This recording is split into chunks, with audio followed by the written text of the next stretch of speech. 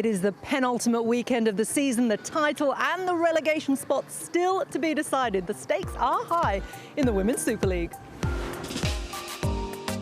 Bottom of the table, Bristol City are up against Manchester United. Just above the Robins in the relegation zone are Aston Villa, who host West Ham at Villa Park. With the Champions League spot next season very much in their hands, Arsenal are away to Everton. And the chance to leapfrog league leaders Chelsea at the top of the table beckons as Manchester City take on Birmingham City. And that is where we begin here at the Academy Stadium, where I'm joined by the former Wales manager, now the Manchester City Girls Academy Technical Director, Jane Ludlow. Jane, you are back in the game. Yeah, look, I'm really happy, obviously, to be involved in such a club. Hopefully the girls will do well today. But yeah, look, really excited to be part of this club and hopefully the future going forward. Yeah, I'm sure it'll be fantastic. We've got to touch on Chelsea before we talk about the league. What drama as they book their place in the final of the Champions League. How much will that mean to Emma Hayes? How much does it mean for English football? Oh, look, it's huge on both accounts there. Obviously knowing Emma very well. It's been something she's been chasing for a long time, and obviously collected a fantastic group of players together to get the result that they've deserved today, and good luck to them. Yeah, absolutely, and it was absolute drama. Chelsea, though, because of their Champions League adventures, they are not in action in the league until the midweek when they face Tottenham. So today, Manchester City have a chance to go top. They're up against the Birmingham City side, fighting for their lives. But they're a side who'll have to go up against this attacking trio. Ellen White! Chloe Kelly! Lauren Hemp for Manchester City. Is it towards White, and there's a header! Outstanding finish there. Fabulous from Chloe Kelly. And it's Chloe Kelly who's got it. What a header that was from Hemp. Hemp sliding in at the far post. Your commentators are the Tottenham and former Birmingham City goalkeeper Becky Spencer, who's alongside Paul Scott. Well, Manchester City, they are unbeaten in 5 in all competitions since a defeat to Barcelona in the Champions League. As we take a look then at the two teams for you. Manchester City have made 3 changes to the side that drew 2-2 with Chelsea last time out. American duo Abby Dahlkemper and Sam Ewis drop to the bench. So Esme Morgan and Georgia Stanway come into defence. Laura Coombs into midfield. Well, Birmingham City have made 2 changes. Emily Murphy and Lucy Whipp coming in. Viatriki Sari has to settle once again for a place on the bench. It is a match that has massive ramifications at both ends of the WSL table, and Manchester City have an early opportunity. They're causing problems here. It falls kindly for Chloe Kelly, whose shot is saved by Hammerhampton with inside the first 30 seconds. You know, I knew it was going to be a busy day for her, and as you can tell after 30 seconds, she's already making a magnificent save down to her right. Manchester City have started very brightly, as perhaps we expected, but Hannah Hampton called into action. She was equal to it, but warning signs really for Birmingham. Here with the shot, it's spilled by Hampton, and following up is Chloe Kelly, and Manchester City have found a way through with inside the first 10 minutes. Nothing Hannah Hampton could do. She could only parry it into the path of Chloe Kelly. And Manchester City are up and running. That was a great save by Hannah Hampton at the first thought, but you know the defenders couldn't get it clear, and Chloe Kelly finishes it nicely. Here is Bronze. Stanway's turn to pull into a central position and try and pull the strings, and they've released Hemp, and Hemp has White lurking on the edge of the 6-yard area. Kelly's there as well, and that's the second goal for Chloe Kelly, in the right place at the right time, and Manchester City have doubled their advantage. When they get into them positions down the line, and you know they're in crossing positions or pullback positions, they've got so many players filling the box and so much support and so many options. It's so important that you've got to track your runner and you know be diligent in this situation, because you can't leave a player like Chloe Kelly free in the box like that. But Birmingham just can't get out of their half. It's been the story of the first 45 minutes.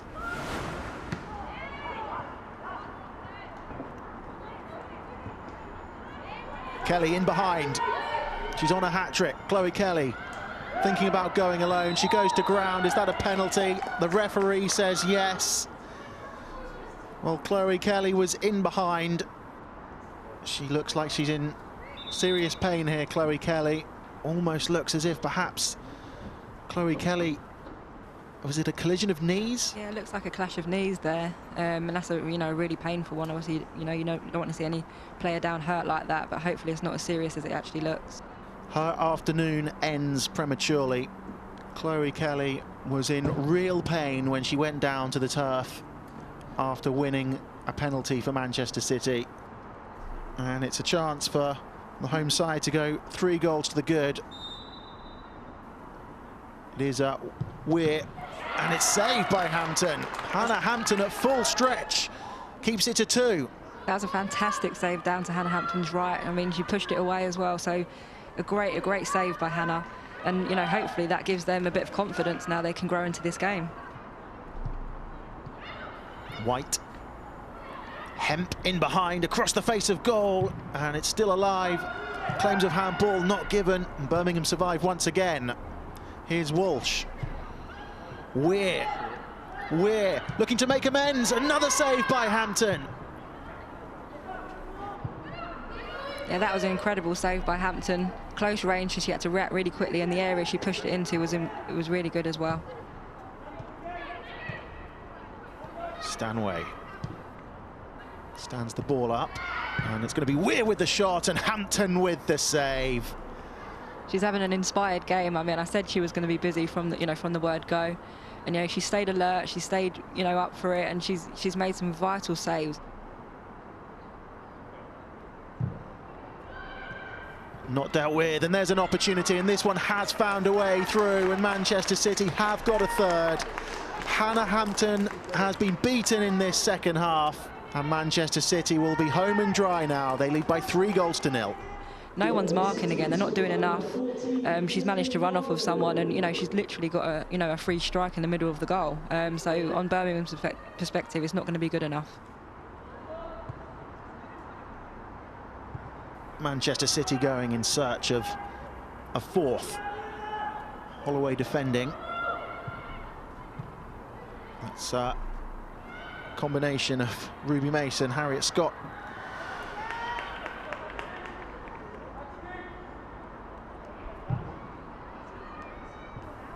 Greenwood up from the back. It's ricocheted into the net.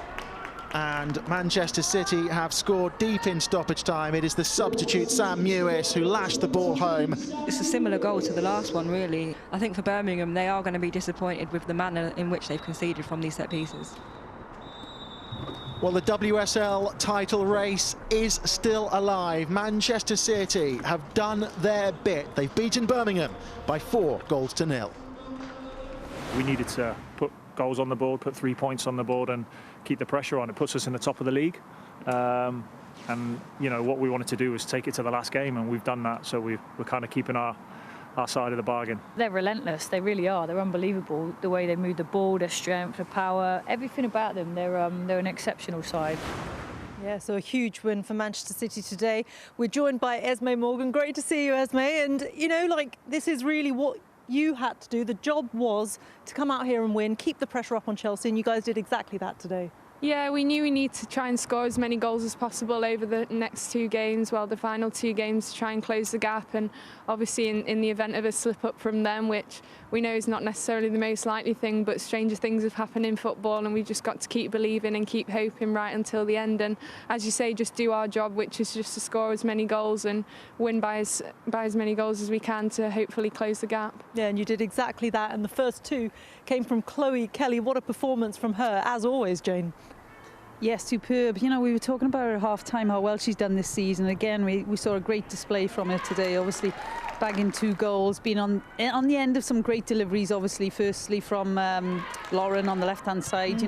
She hasn't You've got to be there. No, but Lauren hasn't done bad all season as well, to be fair. But look, Chloe's been a standout performer all year, and it's great to see her on the score sheet again. Yeah, and she's contender for Player of the Year, isn't she? And rightly so. But of course, there was one awful moment for her, and this was a big injury. I mean, it almost looks innocuous at first sight. but she went off the pitch. 9 minutes of added time as well. How awful is it to see one of your teammates going off like that? It was horrible. It was horrible at the time. I didn't really see what happened. I just saw us get the penalty, and then I realised that she was sort of on the floor and in a lot of pain. So I'm quite close to Chloe. I went over to see if I could comfort her in some way, and I think she was on the oxygen, so she was a bit giggly actually, which was nice to see in like what's such a difficult moment for her. But we obviously hope she's going to have a speedy recovery and hope it's not as serious as maybe we first feared, because as you said, she's been outstanding this season, and her and Lauren are so productive together on each wing. So yeah, I hope she's okay. We hope she's okay too. Watch this space. We wish her all the best here on the Women's Football Show. And Esme, then came your moment. And this is really beautiful to see, your first ever goal for Manchester City. And you've been here since, well, the under-16s. Yeah, I joined in the academy and I've been a City fan all of my life. So it was, I've not even seen it back yet. Have a look. What do you think? It came at me really fast. I saw someone flick it on and I was just hopping around like a muppet. Everyone was sort of coming over to hug me, and it was nice how pleased everyone was for me. I think they were probably a bit surprised, as was I, because I've waited a long time to score my first City goal, so it was an amazing feeling. Yeah, it was lovely to see you score your first goal, but it was emotional for other reasons as well, wasn't it? Yeah, just yesterday my great aunt passed away, and she used to sit just along there in the front row. She used to come to every single home game and loved cheering us on from the stand, and I thought, it's just so typical. We've waited so long for me to score my first goal, and just one day too late almost, but at the same time it's almost the perfect tribute, because she'll be looking down somewhere celebrating, I'm sure. She would have loved to be here, but I'm so proud that I've sort of paid tribute to her in the best way I could think, which is to score for City, the club she loves so much. Yeah, this one's absolutely for her. Well, lovely to see you, Esme. Thank you. Well, let's move on to Arsenal now. They travelled to Everton, and a win for them would pretty much guarantee them that final Champions League spot. Manchester United chasing, of course, but they would still get that final berth regardless of whether they won or lost in their final game of the season. Let's see how they got on. Your commentator for this one is Emma Jones.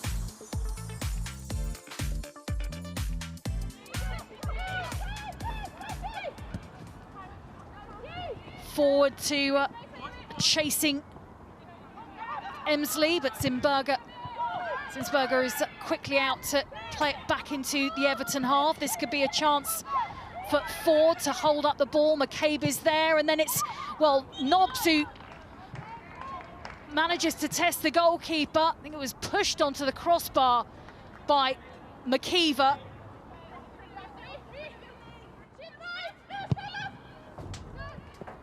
Played through midfield. McCabe is the player racing onto it, and she'll chip it over McKeever to give Arsenal the lead here. The ball played through midfield.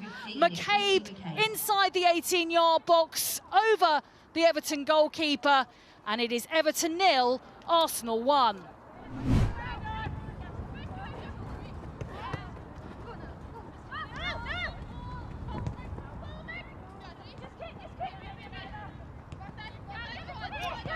To Arsenal here with Ford on the ball, pulls it back. This is a chance perhaps for the second, and somehow it goes over in the end.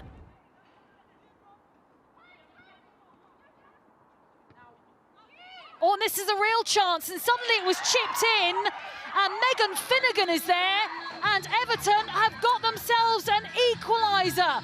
The first team to score against Arsenal in 8 Women's Super League matches, and Megan Finnegan makes it Everton 1, Arsenal 1.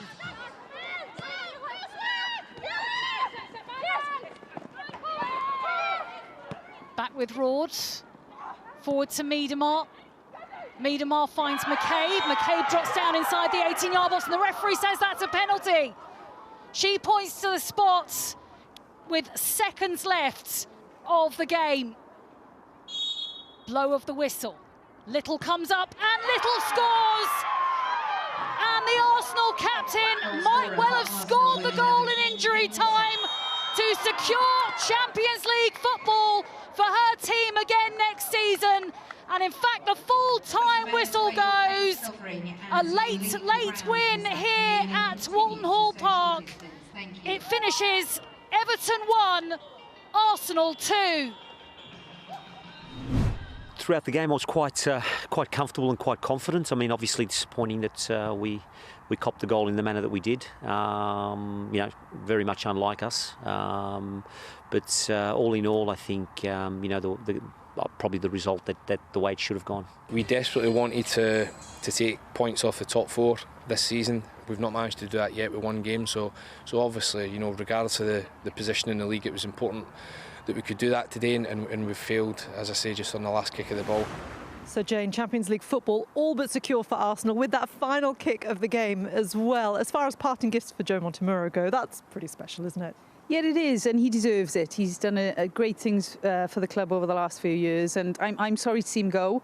But obviously I want the club to keep progressing, and Champions League football is something they need to get season in, season out. Yeah, it's where they want to be and where they belong, isn't it? Let's take a look at how they did it. Look, it was neck and neck right up until the final moment. A penalty incident here. Katie McCabe brought down.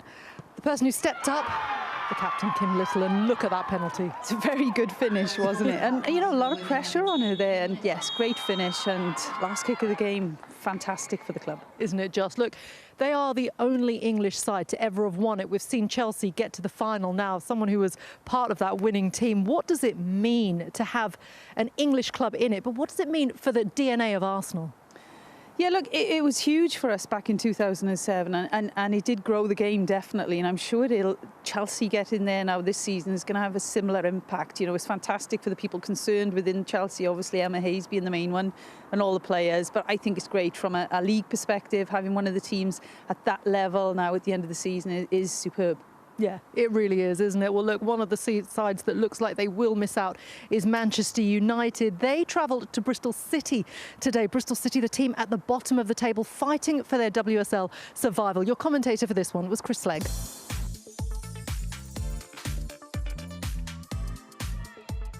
Bristol City with a chance to get themselves into an early lead. In it comes. Earps is unable to get there. A teammate gets in the way. Drops to Salmon almost and onto the crossbar. And behind.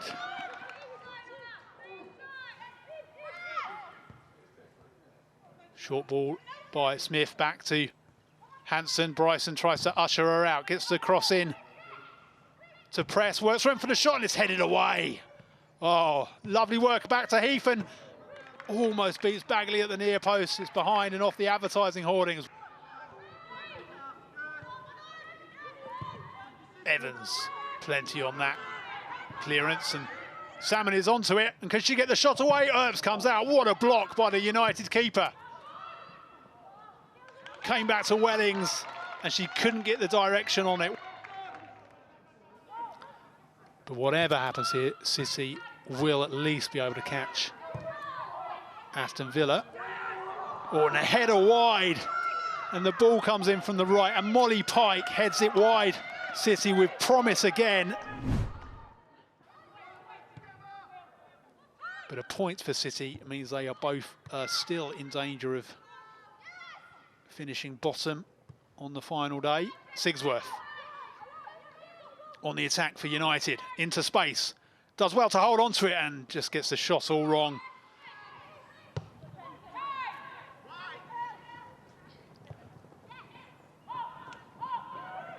Gruenin feeds Press. Press twinkle toes into the area and pulls it back, and it's flicked off and onto the post. Jane Ross got the touch, hit the post, hit a City defender on the way and into the net, and a cruel, cruel late blow for Bristol City.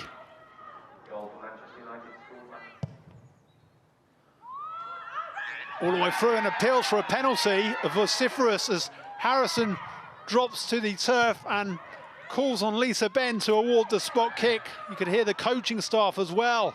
Referee says nothing given. It has finished Bristol City 0, Manchester United 1.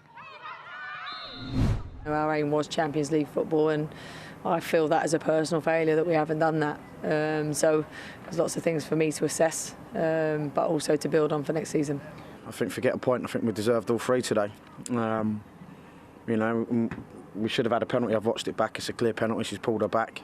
So really frustrated because that could have got us back in the game again. Yeah, so Jane, a win for Manchester United, possibly a lucky one, but they'll take it. But for Matt Beard, as we just heard there, so disappointed, so furious as well. And we're just going to look at that penalty, potential penalty incident, I should say, again. What did you make of it? Should it have been given? Well, look, looking at it, it does look fairly obvious, doesn't it? The way the players fall in there and being grabbed and as she's running into the box. But, you know, when you look at it, the official does look like her view may be blocked by players. So that's the only out you could possibly give her with not giving the decision, I guess. But at this stage of the season, when it's so tight at the bottom, they're fighting for their WSL survival. It must kill that, it must really sting at this point. Oh, yeah, look, if you're part of the club right now, you will be very, very annoyed with a decision like that happening. And obviously the goal as well and how that's come about. Yeah, look, when you're at the bottom, I guess things a lot of the time will feel like they're not going your way.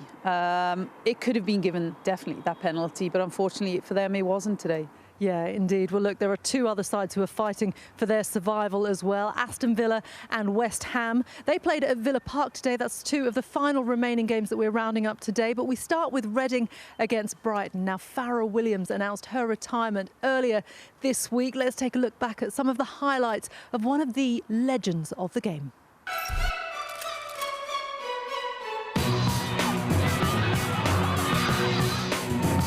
Williams, and that is a quite brilliant strike from Farrah Williams. Farrah Williams does that. Extraordinary. And it is in the back of the net. Farrah Williams.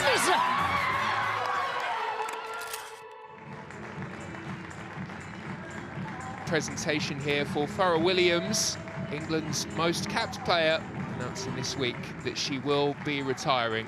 Widely regarded as one of the best technical players ever to play in the English game. Reading making good progress. Nice give and go, Lena's into the box, there's the cutback, chance here for Reading. Is that a penalty kick? Yes, says the referee. Just watch the celebrations if this goes in. Williams for Reading, cheeky and in. Well, it had to be, didn't it? It had to be her. England's most capped player, her final home game for Reading. 1 win in 10 games in the WSL for this Reading side. Making good progress here with Harding coming forward, swept into the area. Carter with an opportunity to make it two. She swivels, she shoots, and it's a clinical finish. Well, Natasha Harding did the hard work down the right-hand side, cut the ball back, and Carter dispatching the ball beyond Megan Walsh. Leticia, long ball forward, is glanced on towards Lee. Lee's into the area, and there it is, a response, a goal back. Reading 2, Brighton 1 now. Liga Min rising inside the penalty area, glancing beyond Grace Maloney. Have more of a game on our hands now in the second period. Might even have another goal before the break. Here is Lee. Lee with a chance. Oh, wow. What a goal and what a turnaround in this game. Reading 2 ahead, and in the space of 30 seconds, Brighton have pulled back to 2-2. And that is a special strike from Liga Min.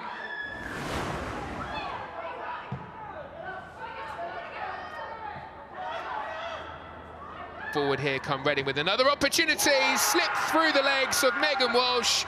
A lovely finish by Natasha Harding. Reading 3, Brighton 2.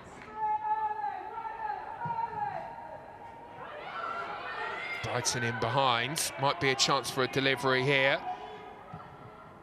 And here's an opportunity which is swept across the face by Anessa Cagman. And it finishes here, Reading 3, Brighton 2. You know, I'm somebody that tries to act as if I'm tough and nothing really affects me, but the emotion I've had, you know, all week, and as I say, you know, I can't thank people enough for the messages. I can't thank the club enough for what they've done for me today and what it means to me.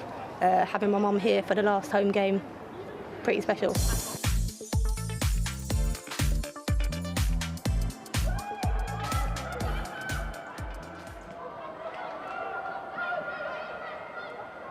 As Thomas comes forward now. Oh, and Brynjar Statir, good block. Oh, surely it's to be a goal here, and it's wide.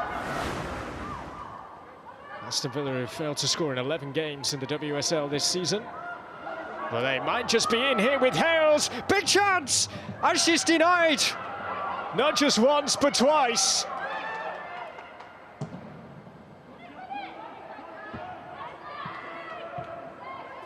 As Thomas is in, it's Marta Thomas off the frame of the goal. And she's there again, bravely, the goalkeeper.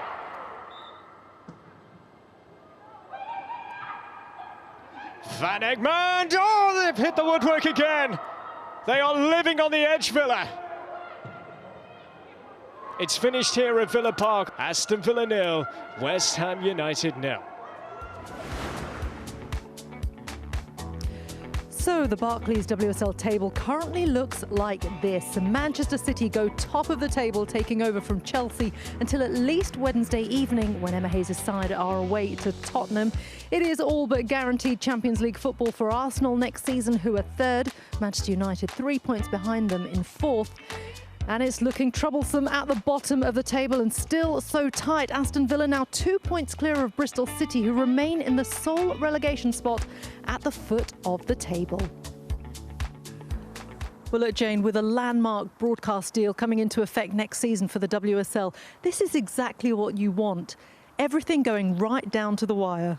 Yeah, look, for me, it highlights how competitive the game is now at the top level for the women, and hopefully that will continue through season after season going forwards. Yeah, and I'll tell you someone else who is going to be celebrating today, because Leicester City won they were given their trophy today for winning the championship. I think they did that with 2 games to spare, and these are some beautiful images as well. Such a well-run club, and they thoroughly deserve their place in the WSL next season, don't they? Yeah, and look, so they should enjoy that moment. They've worked extremely hard all season. You know, they've had a great run of results, and good luck to them next year. You know, it's going to be a little bit different next year, and I'm sure they're looking forward to the challenge. I'm sure they are. Speaking of challenges, we know someone who's been through so many, and she's achieved such a high status in this game. She really deserved that beautiful send-off Farrah Williams got in that final game. Hope Powell there as well, who knows her so well. It's just a shame, I suppose, Jane, that the fans weren't there to say goodbye as well.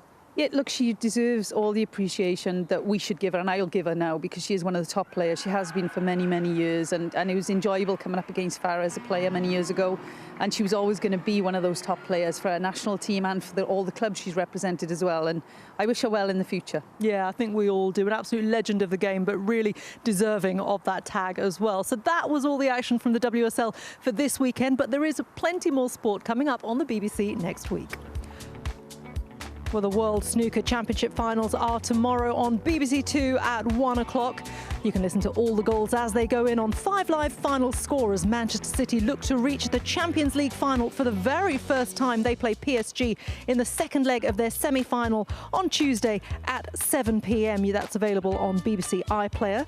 To hear the biggest names in women's football, subscribe to the Players podcast. That's available now on BBC Sounds. And it is the last women's football show of the season next Sunday on the BBC iPlayer at 9 p.m. and on BBC One at 11:40.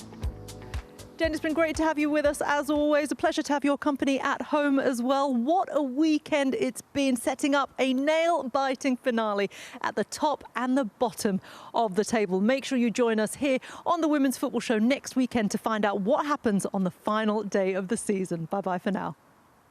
Little comes up and Little scores! Here is Lee. Lee with a chance. Oh, wow! Slipped through the legs of Megan Walsh. We're with the shot. Following up is Chloe Kelly.